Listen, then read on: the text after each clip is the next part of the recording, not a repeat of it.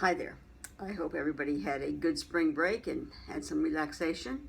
I have started to grade the poetry assignments that were turned in.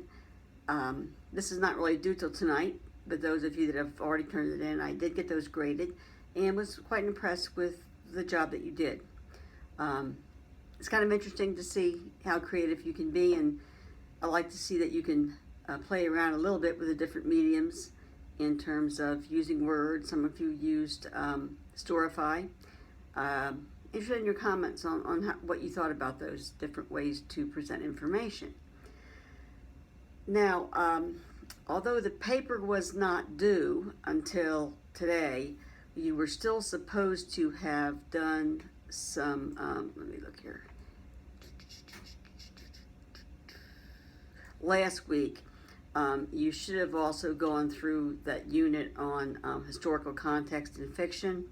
I hope you read The Story of an Hour and the introduction of the first chapter of Upton Sinclair's The Jungle. So today you are going to have to do the discussion posting on those two works, and that is due by 11:30 tonight, along with, if you have not yet turned in, the poetry project. Now, this week, we're moving on, and the topic is historical context in poetry and song. And this is a rather long module. I don't think it's a very difficult module, but a lot of different information is presented. So I just wanted to kind of go through it with you quickly.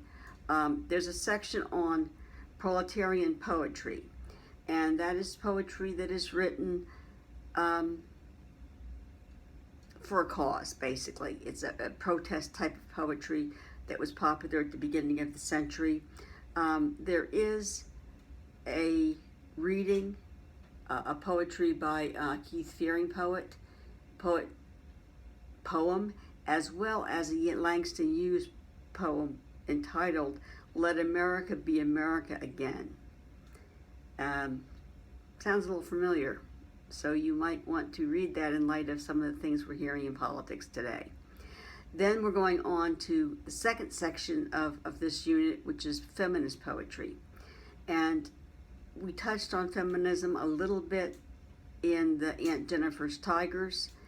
There's a section here on black feminism, which is a little bit different. Alice Walker, if any of you took the intro, the lit class that had a literature emphasis in 1102, we did read an Alice Walker story, Everyday Use. This is a little bit more about her feminism and some of the things that she did. She wrote a poem here that is called Democratic Womanism, and there's a video recording of it, audio recording, I don't think it's video.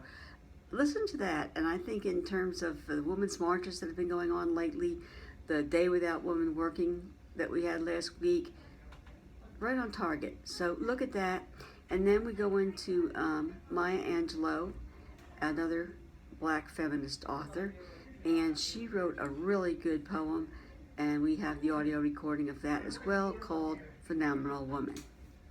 So we're moving from the proletarian poetry into the feminist poetry, and then the last part of this unit is poetry and song.